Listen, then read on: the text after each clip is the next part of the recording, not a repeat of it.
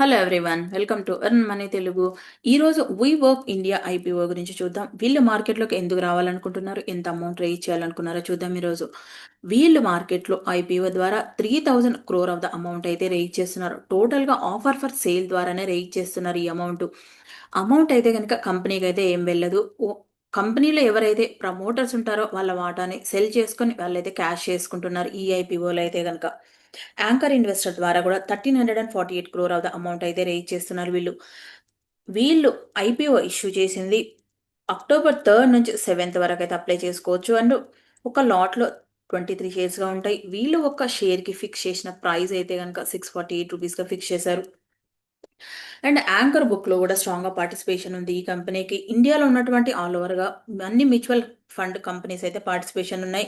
Like ICICI Prudential mutual fund కానీ, Motilal Oswal mutual fund కానీ, HDFC కానీ, ఆదిత్య బిర్లా కానీ, కెనరా కానీ, బజాజ్ కానీ, యాక్సిస్ కానీ, కోటాక్ కానీ, అండ్ బజాజ్ ఆలియన్స్ కానీ, ఎస్బీఐ, జనరల్ ఇన్సూరెన్స్ వాళ్ళు, అండ్ ఫారెన్లో చూసుకుంటే గోల్డ్ మ్యాన్ సాక్స్ వాళ్ళు అయితే ఉన్నారు ఈ ఐపీఓలో అయితే కనుక.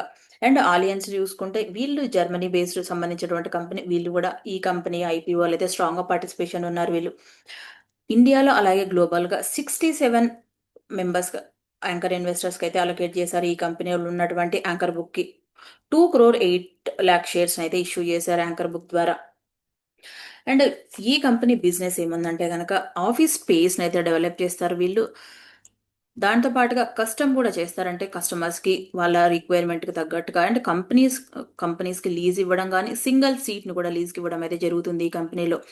వీళ్ళు 68 సెంటర్లో 8 సిటీస్లో ఆపరేట్ చేస్తున్నారు. అన్ని మెట్రోపాలిటన్ సిటీస్లో అయితే కనుక వీళ్ళు బిజినెస్ ఆపరేట్ చేస్తున్నారు. లైక్ హైదరాబాద్ కానీ, ముంబై కానీ, నోయిడా కానీ, గుర్గాన్, బెంగళూరు కానీ, అంటే చెన్నై కానీ, ఈ ప్లేస్లో అయితే వీళ్ళు బిజినెస్ అయితే ఆపరేట్ చేస్తున్నారు. 1,14,000 డెస్క్ అయితే ఆపరేట్ చేస్తున్నారు వీళ్ళు ఇండియాలోనే కాకుండా ఆల్ ఓవర్ గ్లోబల్గా 60 కంట్రీస్లో అయితే వీళ్ళు బిజినెస్ అయితే ఆపరేట్ చేస్తున్నారు.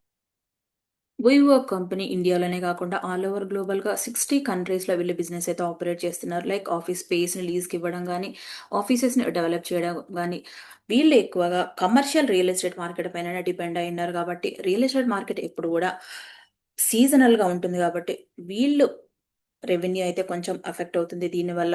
సీజనల్గానే ఎఫెక్ట్ అవుతుంది, అండ్ కొంచెం ఫ్లక్చువేషన్స్ కూడా జరగచ్చు రెవెన్యూలో కానీ. వీళ్ళు రిట్ లాంటి పార్కులో ఒక బిల్డింగ్స్నే రెంట్కి తీసుకొని ఆ ఫ్లోర్స్ని అయితే డిజైన్ చేస్తారు ఆఫీస్ కోసం అని. వీళ్ళు ఒక ఫిక్స్డ్ రెవెన్యూ మోడల్ మీద కూడా వీళ్ళైతే బిజినెస్ అనేది డిజైన్ చేస్తున్నారు. అంటే ఈ కంపెనీకి అయితే కనుక లీడ్ బుక్ రన్నర్గా ఎవరున్నారో చూసుకుంటే జేఎం ఫైనాన్షియల్ వాళ్ళు ఉన్నారు, జెఫ్రీస్ వాళ్ళు ఉన్నారు, ఐసిఐసిఐ సెక్యూరిటీస్ వాళ్ళు ఉన్నారు, అండ్ 361 వాళ్ళు ఉన్నారు, కోటాక్ మహీంద్రా క్యాపిటల్ వాళ్ళు ఉన్నారు. ఈ బుక్ అయితే కనుక ఈ రోజు గ్రే మార్కెట్ ఈ కంపెనీ కొన్ని షేర్స్ అయితే ప్లెడ్ చేశారు వీళ్ళు. ఈ కంపెనీకి కొంచెం అదైతే నెగిటివ్ అని చెప్పొచ్చు. అండ్ ఈ కంపెనీలో ప్రమోటర్ అయినటువంటి వాళ్ళ పైన కూడా 2014లో ఎన్ఫోర్స్మెంట్ డైరెక్టరేట్ వాళ్ళు కేసు అయితే ఫైల్ చేశారు మనీ లాండరింగ్ యాక్ట్ కింద. ఈ కేసు ఉండడం వల్ల కూడా కంపెనీ రెప్యుటేషన్ అనేది కూడా దెబ్బతీస్తుంది, అండ్ ఇన్వెస్టర్ల కాన్ఫిడెన్స్ కూడా దెబ్బతీస్తుంది ఈ ఐపీఓ విషయంలో. And long term fixed lease agreement ద్వారా కూడా వీళ్ళ రెవెన్యూ అయితే ఎఫెక్ట్ అవుతుందని చెప్తున్నారు వీళ్ళు. అండ్ కొన్ని టైమ్స్లో బిల్డింగ్ ఓనర్స్ ఎవరైతే ఉంటారో రెంట్కి లీజ్కి ఇవ్వడానికి అయితే వాళ్ళు యాక్సెప్ట్ చేయకపోతే కనుక అది కూడా వీళ్ళకి రెవెన్యూ కొంచెం ఎఫెక్ట్ అవుతుందని చెప్తున్నారు వీళ్ళు. ఈ కంపెనీకి ఒక పాజిటివ్ ఏంటంటే క్రెడిట్ రేటింగ్ వాళ్ళు ఇక్రా వాళ్ళు ఇచ్చారు 2024లో. స్టేబుల్ రేటింగ్ ఇచ్చారు వీళ్ళు. ఈ కంపెనీ ఫ్యూచర్లో బాగా గ్రోత్ ఉంటుంది అనేది. ఈ కంపెనీలో బ్రోకరేజ్ వాళ్ళు ఏం చెప్తున్నారు అయితే చూద్దాం. ఏంజల్ వాళ్ళు చెప్తున్నది ఏంటంటే న్యూట్రల్ గా ఉంటుంది ఈ ఐపీఓ అని చెప్తున్నారు. ఆనంద్ రాతి వాళ్ళైతే లాంగ్ టర్మ్ కింద సబ్స్క్రిప్షన్ చేసుకోవచ్చు అని చెప్తున్నారు. ఎస్బీఐ సెక్యూరిటీస్ వాళ్ళైతే కనుక సబ్స్క్రైబ్ చేయొచ్చు, ఓన్లీ లిస్టింగ్ గెయిన్స్ కని మాత్రమే చెప్తున్నారు. అరిహంత్ క్యాపిటల్ వాళ్ళు కూడా ఓన్లీ లిస్టింగ్ గెయిన్స్ అని చెప్తున్నారు. చోలా సెక్యూరిటీస్ వాళ్ళైతే కనుక సబ్స్క్రైబ్ అని చెప్తున్నారు. ఓన్లీ సబ్స్క్రైబ్ అనేది అంటే గ్రే మార్కెట్ బియ్యం ఎంత ఉంటుందో కూడా ప్రిడిక్ట్ చేయట్లేదు వీళ్ళు. కెనరా బ్యాంక్ వాళ్ళు కూడా ఓన్లీ సబ్స్క్రైబ్ అని చెప్తున్నారు. ఎక్కువ బ్రోకరేజ్ వాళ్ళు ఏజెన్సీలు ఎక్కువగా ఓన్లీ సబ్స్క్రైబ్ లిస్టింగ్ గెయిన్స్కి మాత్రమే చూడాలి అని చెప్తున్నారు. ఈ ఐపీఓని ఓన్లీ ఆనంద్ రాతి వాళ్ళు మాత్రమే లాంగ్ టర్మ్ కోసం కూడా చూడొచ్చు అని చెప్తున్నారు.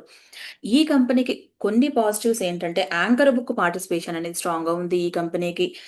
అండ్ 1,348 crore ఉంది యాంకర్ బుక్ ద్వారా. అండ్ క్రెడిట్ రేటింగ్ ఏజెన్సీ వాళ్ళు ఇక్కడ వాళ్ళు అయితే పాజిటివ్గా ఇచ్చారు. ఈ కంపెనీలో 2024లో అయితే కనుక కొంత ఫైనాన్షియల్ క్రైసిస్ అయితే ఫేస్ చేసింది. తర్వాత మేనేజ్మెంట్ మారడం వల్ల 2024 డిసెంబర్ నుంచి అయితే స్ట్రాంగ్ పర్ఫార్మెన్స్ ఉంది ఈ కంపెనీలో అయితే కనుక.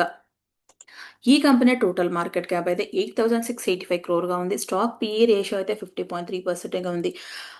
కంపెనీ మేనేజ్మెంట్ మారిన తర్వాత ఫైనాన్షియల్‌గా అనేది బాగా చేంజెస్ వచ్చింది. ఇంకొంచెం అనేది పీఈ రేషియో అనేది బ్యాలెన్స్ అవ్వాలి. స్టిల్ ఇప్పటికి కూడా కంపెనీ ఫైనాన్షియల్స్‌లో కొంచెం తక్కువగానే ఉందని చెప్పొచ్చు. అంటే వాళ్ళ ప్రాఫిట్స్ అనేది అయితే తక్కువగానే ఉంది. స్టాక్ పీఈ రేషియో చూస్తే గనక, ఆర్ఓసీఈ అయితే గనక ప్రాఫిట్ జనరేషన్ అయితే గనక చాలా ఎక్కువగా ఉంది. 272% ఉంది. ఎప్పుడైతే ఆర్ఓసీ ఎక్కువగా ఉంటుందో ఆ కంపెనీకి ప్రాఫిట్స్ అనేది అయితే బాగా జనరేట్ అవుతాయి. ఈ కంపెనీ 2024లో రెవెన్యూ ఎలా ఉందంటే 1,314 క్రోర్‌గా ఉంటే 25లో 1,949 క్రోర్‌గా ఉంది. వీళ్ళు 2024లో కంపెనీ కొంత క్రైసిస్ ఫేస్ చేసింది కాబట్టి ఓన్లీ కంపారిజన్ 2023 నుంచి 25 వరకే కంపారిజన్ ఇస్తున్నారు రిజల్ట్స్‌లో.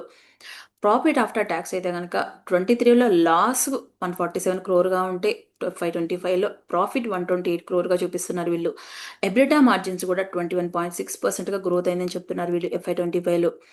ఈ కంపెనీ ఈ రోజు గ్రే మార్కెట్ ప్రీమియం అయితే గనక ఓన్లీ 3% ఉంది. ఈ కంపెనీ ఫారెన్‌లో చూసుకుంటే ఆల్ ఓవర్ గ్లోబల్‌గా ఏషియాలో చూసుకుంటే చైనా గాని, జపాన్ గాని, Malaysia, Singapore, south Korea, Thailand and ఈ కంట్రీస్‌లో అయితే వీళ్ళు బిజినెస్ ఆపరేట్ చేస్తున్నారు. యూరోప్‌లో కూడా ఉంది వీళ్ళకి. యునైటెడ్ కింగ్డమ్ గాని, జర్మనీ, ఫ్రాన్స్ లాంటి కంట్రీస్‌లో అండ్ ఆస్ట్రేలియా, కెనడా, మెక్సికో, బ్రెజిల్‌లో కూడా వీళ్ళు బిజినెస్ అయితే ఆపరేట్ చేస్తున్నారు.